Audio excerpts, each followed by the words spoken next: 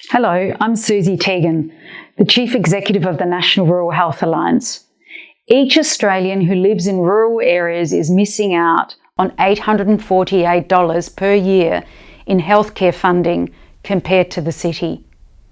Across the country, that's a $6.55 billion underspend for those people that live in rural, remote and regional Australia. Rural Australia make up 30% of the population, or 7.3 million people. They are Australia's economic backbone, bringing in 70% of Australia's export income, nearly 50% of the tourism income, and 90% of the food consumed across the nation. Now more than ever, our rural communities are vital to ensuring Australia is fed, clothed, and sustained in these uncertain economic times. Yet they're continuously forgotten by politicians and others that live in cities. Outrageously, people in rural and remote areas die up to 13.6 years earlier than those in the city. These are your cousins, your aunts, your uncles, your parents. They lack access to essential primary healthcare services, having to drive hundreds, sometimes thousands of kilometres just to get the care they need. They're underfunded when the cost of living continues to soar. Not only are they at the front line of protecting our economy, they battle natural disasters such as bushfires, droughts and floods in ever-increasing numbers as climate ravages the country. This creates not only increased physical health issues, but also extracts a huge mental and emotional health cost and adds to your cost of living when fruit, vegetables and livestock is not available for meat. As we all know, a federal election will be held on the 3rd of May. The political parties continue to ignore rural Australia, the issues of healthcare for rural Australians. We are yet to see them make commitments to better and targeted health strategies that will provide solutions. Rural communities have solutions, and yet they're underfunded, under-supported and under-listened to.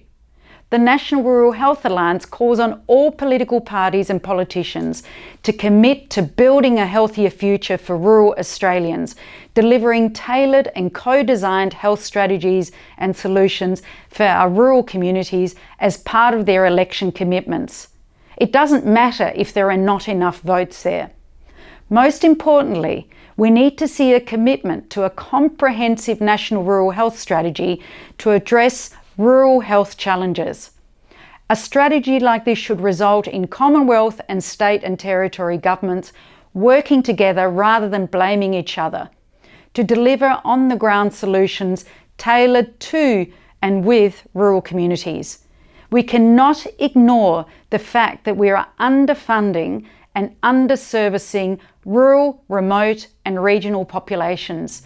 They are Australians after all. They're not a third world country.